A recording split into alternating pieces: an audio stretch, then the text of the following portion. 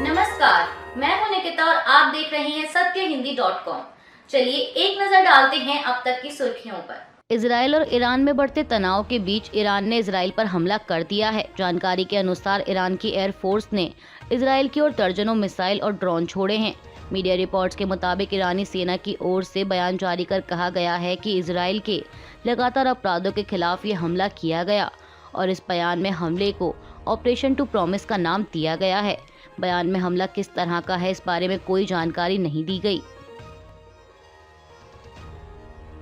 ईरानी हमले को लेकर इजरायली न्यूज़ चैनल 12 ने दावा किया है कि ईरान ने जो मिसाइलें लॉन्च की हैं वे संभवतः जल्द ही हमला करेंगी, लेकिन कुछ मिसाइलों और ड्रोनों को सीरिया या जॉर्डन के ऊपर मार गिराया गया है। वहीं इजरायली सेना भी हाई अलर्ट पर है। आईडीएफ ने बयान जारी कर कहा है कि ईरान ने कुछ समय पहले अपने क्षेत्र के भीतर से इजराइल की ओर ड्रोन लॉन्च किए थे। आईडीएफ हाई अलर्ट पर है और ऑपरेशनल स्थिति पर लगातार नजर रख रहा है। आईएएफ लड़ाकू जेट और इजरायली नौसेना के जहाज़ों के साथ IDF aerial defence high alert पर है। आईडीएफ के प्रवक्ता ने कहा कि हमारे सहयोगियों के साथ आईडीएफ इजराइल और इजराइल के लोगों की रक्षा के लिए पूरी ताकत से काम कर रहा है। उन्होंने कहा कि यह एक मिशन है जिसे पूरा करने के लिए हम प्रतिबद्ध और तैयार हैं। ईरान के हमले के बाद इजरायली प्रधानमंत्री बेंजामिन नेतन्याहू ने देशवासियों को संबोधित करते हुए कहा कि इजराइल मजबूत है, हमारी सेना मजबूत है और हमारे देश के लोग भी मजबूत हैं। उन्होंने एक्स पर इस हमले की निंदा करते हुए कहा कि हम मिलकर इसका सामना करेंगे। ईरान के इजराइल पर किए गए हमलों के मद्देनजर अमेरिकी राष्ट्रपति जो बाइडेन ने व्हाइट हाउस में मीटिंग की है। व्हाइट हाउस ने कहा कि अगले कुछ घंटों में ईरान इजराइल पर और ज्यादा हवाई हमले कर सकता है।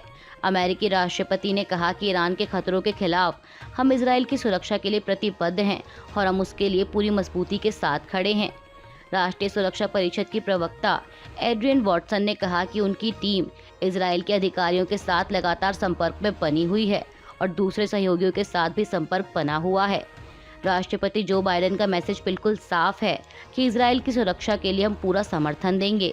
इजराइल के लोगों के लिए अमेरिका खड़ा होगा और ईरान के खतरों के खिलाफ इजराइल की सुरक्षा में पूरा सहयोग दिया जाएगा। इजराइल पर ईरानी हमले को लेकर भारत ने भी चिंता व्यक्त की है। विदेश मंत्रालय की ओर से एक बयान जारी कर इस हमले के साथ साथ भारतीय नागरिकों के लिए भी चिंता जताई गई। जारी बयान में कहा गया कि हम इजराइल और ईरान के बीच बढ़ती शत्रुता से गंभीर रूप से चिंतित हैं, जिससे क्षेत्र में शांति और सुरक्षा को खतरा है। हम तत्काल तनाव कम करने, संयम बरतने, हिंसा से पीछे हटने और कूटनीति के रास्ते पर लौटने का आह्वान करते हैं। बयान में आगे कहा गया कि मंत्रालय उभरती स्थिति पर करीब से नजर रख रहा है। क्षेत्र में हमारे दूतावास भारतीय समुदाय के साथ निकट संपर्क में हैं। यह महत्वपूर्ण है कि क्षेत्र में सुरक्षा और स्थिरता बनी रहे। आपको बता दें कि अप्रैल की पहली तारीख को सीरिया की राजधानी दमिश्क में ईरान के वाणिज्य दूतावास पर हमला हुआ था और इस हमले के लिए ईरान ने इजराइल को जिम्मेदार ठहराया था। हालांकि इजराइल ने इस हमले की सीधे तौर पर जिम्मेदारी नहीं ली थी। इस हमले में एक वरिष्ठ ईरानी कमांडर समेत 13 लोगों की मौत हो गई थी। वहीं हमले के बाद ईरान ने साफ कर दिया था कि वो इस हमले का बदला जरूर लेगा। लोकसभा चुनाव के लिए कांग्रेस ने अपने 16 प्रत्याशियों की एक और लिस्ट जारी की है। इस लिस्ट में पार्टी ने हिमाचल प्रदेश की मंडी लोकसभा सीट पर विक्रमादित्य सिंह को उम्मीदवार बनाया है। बता दें कि बीजेपी की ओर से इस सीट पर कंगना रनौत प्रत्याशी हैं। इसके अलावा कांग्रेस ने पंजाब की चंडीगढ़ सीट से मनीष तिवारी को टिकट दिया है। वहीं ओडिशा की पुरी लोकसभा सीट पर सुचरिता मोहंती पार्टी की उम्मीदवार हैं। कांग्रेस की इस लिस्ट में चंडीगढ़ के अलावा गुजरात की 4, हिमाचल प्रदेश की 2 और ओडिशा की 9 लोकसभा सीटों पर उम्मीदवारों का ऐलान किया गया है। लोकसभा चुनाव की तैयारियों में जुटी बीजेपी आज रविवार को अपना घोषणा पत्र जारी करेगी। इस घोषणा पत्र को संकल्प पत्र नाम दिया गया है। जानकारी के मुताबिक प्रधानमंत्री मोदी दिल्ली स्थित बीजेपी हेडक्वार्टर से संकल्प पत्र की घोषणा करेंगे। पार्टी के घोषणा पत्र में महत्वपूर्ण वादों पर बात किए जाने की उम्मीद है, जिसमें एक राष्ट्र एक चुनाव का प्रस्ताव और भारत को दुनिया की तीसरी सबसे बड़ी अर्थव्यवस्था के रूप में स्थापित करने का लक्ष्य शामिल है। पार्टी सूत्रों के अनुसार घोषणा पत्र में युवाओं, महिलाओं, किसानों और आर्थिक रूप से वंचितों सहित समाज के विभिन्न वर्गों को लाभ पहुंचाने के उपायों पर प्रकाश डाला जाएगा। कांग्रेस महासचिव प्रियंका गांधी ने उत्तराखंड में एक चुनावी सभा को संबोधित करते हुए केंद्र की बीजेपी सरकार पर जमकर निशाना साधा है। उन्होंने सवाल करते हुए कहा कि पिछले 10 सालों से सरकार चलाने के बाद भी कांग्रेस को कितना दोष दिया जाएगा, कब तक कांग्रेस को दोष देते रहेंगे। उन्होंने कहा कि पिछले 10 वर्षों से कांग्रेस का राज नहीं है, 10 सालों से बीजेपी की पूर्ण सत्ता है। कहते हैं 400 पार और अधिक बहुमत चाहिए और सत्ता चाहिए। कहते हैं 75 वर्षों में कुछ नहीं हुआ। अगर नहीं हुआ तो उत्तराखंड में इतना हुनर कहां से आया?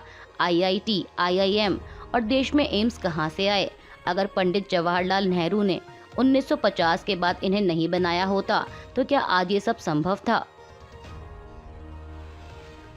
चुनाव से पहले जारी तीखी बयानबाजी के बीच कर्नाटक के मुख्यमंत्री सिद्धरमैया ने प्रधानमंत्री मोदी के कर्नाटक दौरे को लेकर निशाना साधा है। दरअसल पीएम मोदी कर्नाटक का दौरा करने वाले हैं। इस बीच मुख्यमंत्री सिद्धरमैया ने प्रधानमंत्री मोदी पर सवालों की बौछार करते हुए कहा कि कर्नाटक के लोगों के पास कुछ सवाल हैं और उम्मीद है कि इन सवालों के जवाब आपके भाषण में होंगे। उन्होंने कहा कि माननीय प्रधानमंत्री मोदी जी, कर्नाटक में आपका स्वागत है। आप ना तो बाढ़ के दौरान हमसे मिलने आते हैं, ना ही सूखे के दौरान, लेकिन आप कभी भी चुनाव प्रचार करने से नहीं चूकते। इसके बावजूद 6.5 करोड़ कन्नड़वासी आपके आगमन का बेसब्री से इंतजार कर रहे हैं। हालांकि उनके पास कुछ महत्वपूर्ण प्रश्न हैं और वे कल आपके भाषण में उत्तर की उम्मीद करते हैं। अभिनेता सलमान खान के बांद्रा स्थित घर के बाहर आज सुबह करीब 5 बजे 2 अज्ञात लोगों ने फायरिंग की है। मीडिया रिपोर्ट्स के मुताबिक बाइक पर सवार अज्ञात व्यक्ति हवा में गोली चलाकर फरार हो गए। पुलिस को 3 राउंड फायरिंग की जानकारी मिली है। मुंबई पुलिस की क्राइम ब्रांच और फॉरेंसिक टीम जांच के लिए मौके पर मौजूद हैं।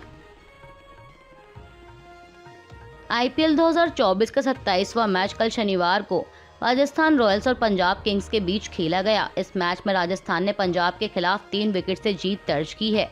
बता दें कि पंजाब की टीम ने पहले बल्लेबाजी करते हुए राजस्थान के सामने 20 ओवर में 8 विकेट के नुकसान पर 148 रनों का लक्ष्य रखा था, जिसके जवाब में राजस्थान की टीम ने 19.5 ओवर में 7 विकेट खोकर 152 रन बनाए और इसी के साथ अब तक के खेले गए 6 मैचों में राजस्थान के लिए 5वीं जीत रही। वही पंजाब किंग्स की 6 मैचों में से यह 4थी हार थी। अभी के लिए बस इतना ही। बाकी की खबरों के लिए जुड़े रहिए सत्यहिंदी.com के साथ।